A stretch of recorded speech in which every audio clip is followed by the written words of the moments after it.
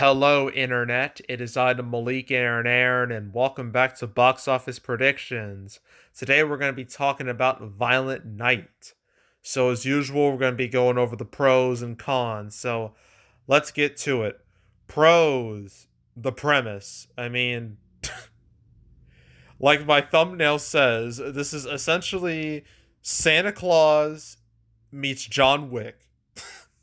That's the best way I can describe it.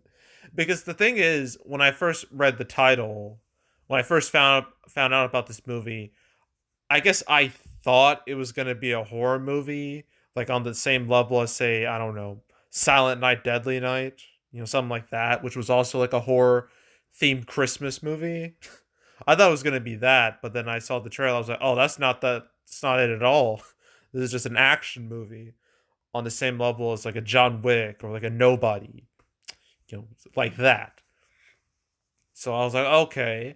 And like the whole, yeah, you can just read the synopsis here. Basically, bunch of criminals, bunch of mercenaries, they break into like this rich family's house, and then Santa Claus comes in to kick all their asses and kill all their asses. So that's what happens. At least that's what the trailer tells you.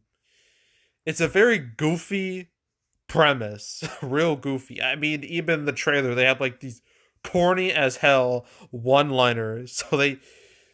It's just such a ridiculous premise. It feels like something you see like something from like a sketch comedy show or something. But it's the type of premise that could get people interested, right? It's the type of premise where you look at the trailer just like, huh, that's different.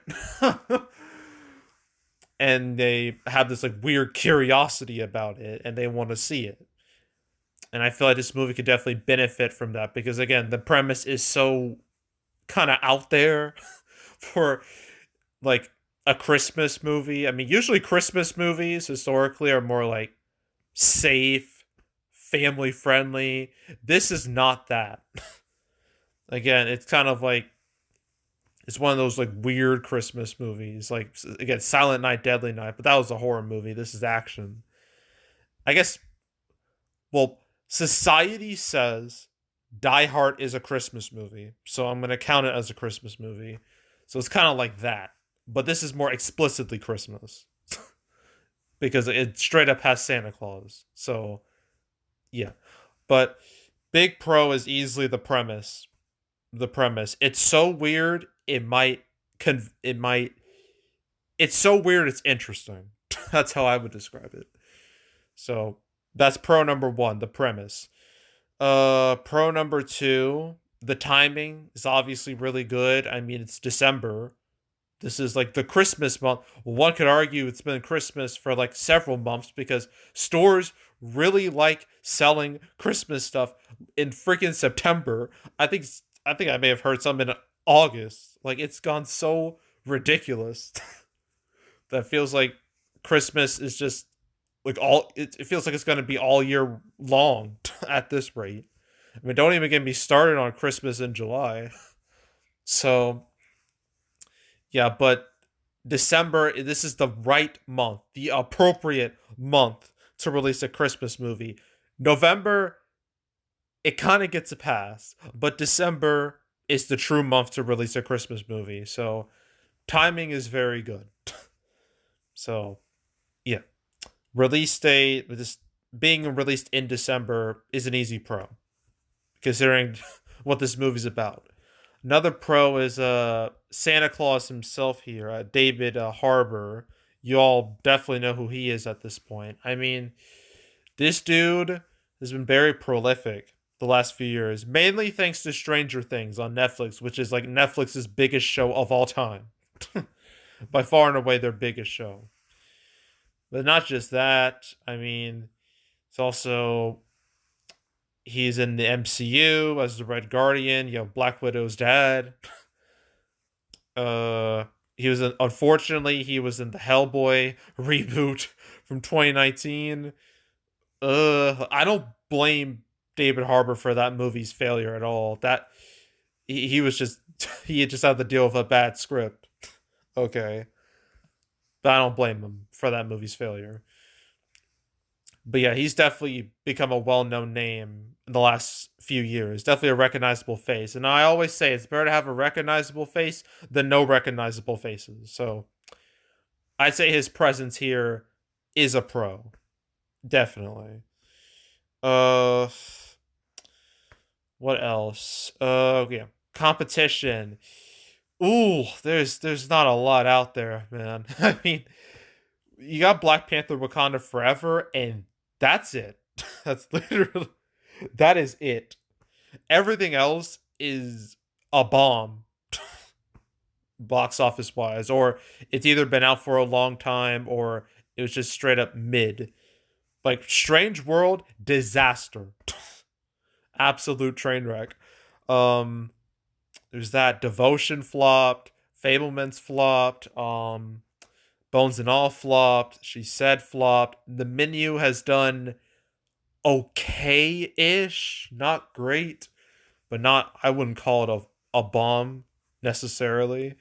Uh what else is there? God, is that it? I think that's it because I know Glass Onion that was like a 1 week only showing, and that's done. And when it comes to like competition later on, like next week is dead, very dead, and the real movies won't start coming out till December 16th when Avatar 2 comes out. So when it comes to competition, this movie has one movie to deal with, and that movie's been out for 4 weeks. So really, competition isn't a humongous issue right now.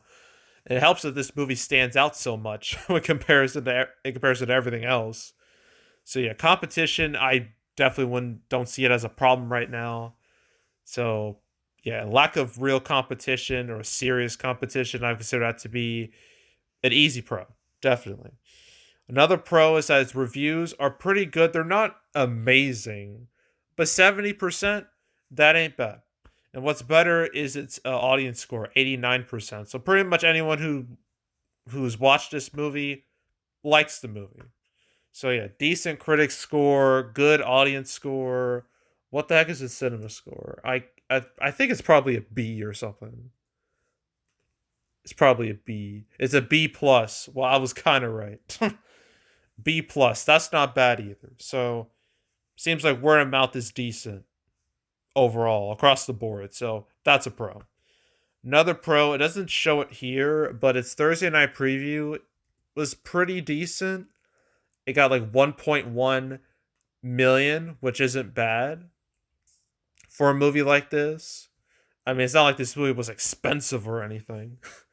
But yeah, 1.1 million for a movie like this. In comparison's sake, I think the menu. Oh yeah, there's Bad Santa, but that was how could I forget about Bad Santa? I mean, everyone forgot about the sequel, but Bad Santa. Oof. I still haven't seen that. I haven't seen too many Christmas movies. Like I've only really seen like I've seen Elf many, many, many times because that movie is peak Christmas. um, there's also Polar Express is another one. It was like the main two I watched as a kid. Well, Jim Carrey's How the Grinch Stole Christmas. There we go. That's another one I watched a ton as a kid. But we're getting off topic. The Menu, which came out last month, was another kind of like smaller genre flick that can be comparable. That had a preview of like $1 million. Grant that some of that came from like earlier in the week.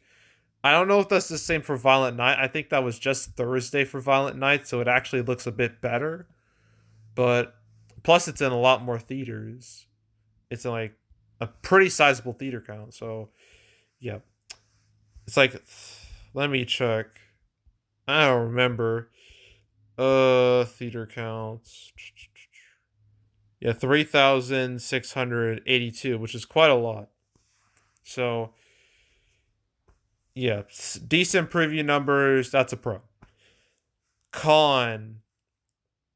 This is the weekend after Thanksgiving. This is historically one of the worst weekends to release a movie because what happens is that Hollywood, they go hard on Thanksgiving, and then they give up the next few weeks, and then they get things rolling again come mid-December so they can eventually make that Christmas money. That's how it works. That's how it's always worked. Except for 2020. We don't count that year. But yeah, this year is absolutely no exception. All right. And the post Thanksgiving weekend has like a history of movies that are just kind of dumped there that just don't do well. They're there to die essentially. This obviously looks a lot better. Things are a lot more positive with this in comparison to most post Thanksgiving movies. Actually, I just thought of something. How did I not think about this before? Krampus or Krampus, whatever. That was a post Thanksgiving movie in 2015. This is a perfect comparison. Okay, Krampus came out in 2015. Right here. That opened with 16 million.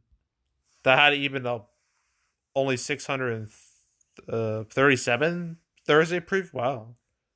That's kind of crazy. And that opened with like 16 million. So, things might look really good for Violent Night, but I don't know. I don't know if it's gonna have the same multiplier. I doubt it.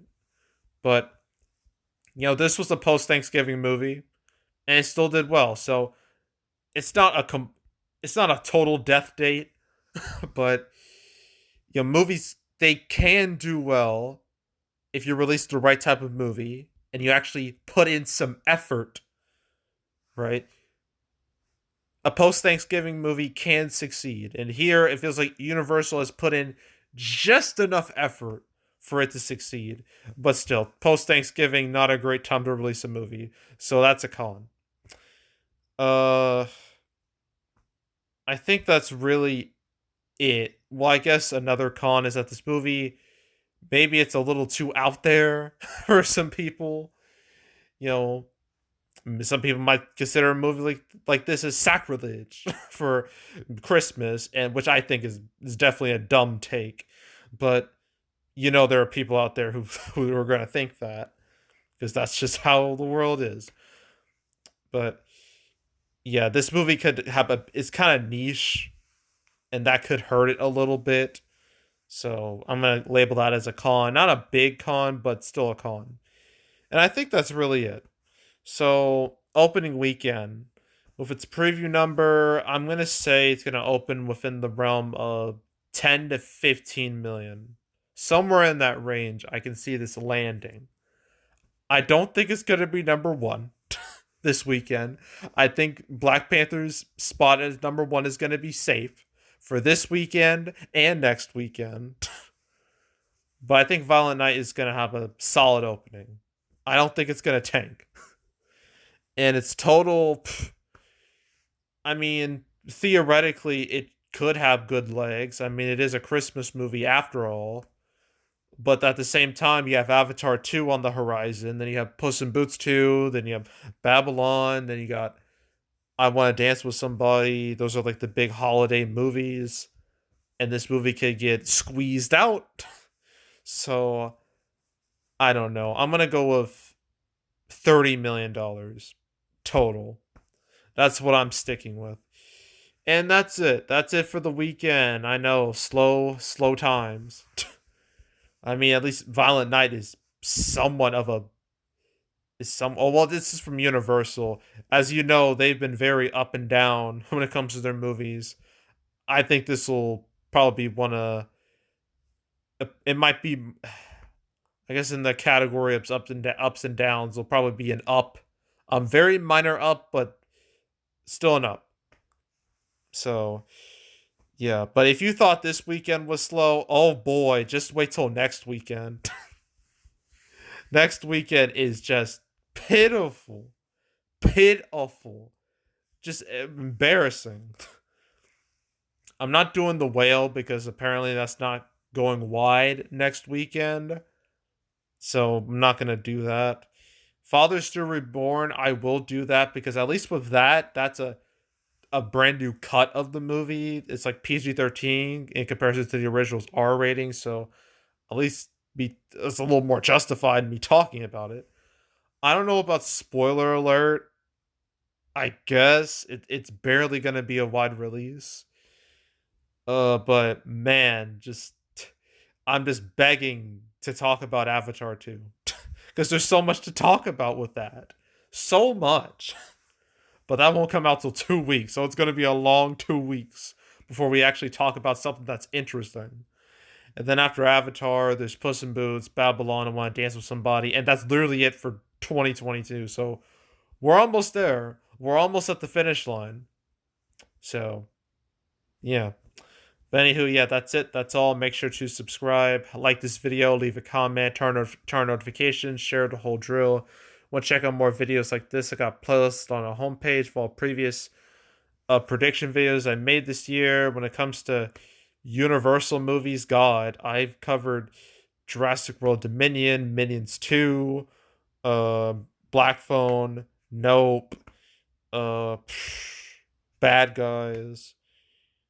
I also cover a lot of their bombs. There's so many. Marry Me, Ambulance, Bros, She Said. Um, those are the ones. Easter Sunday is another one.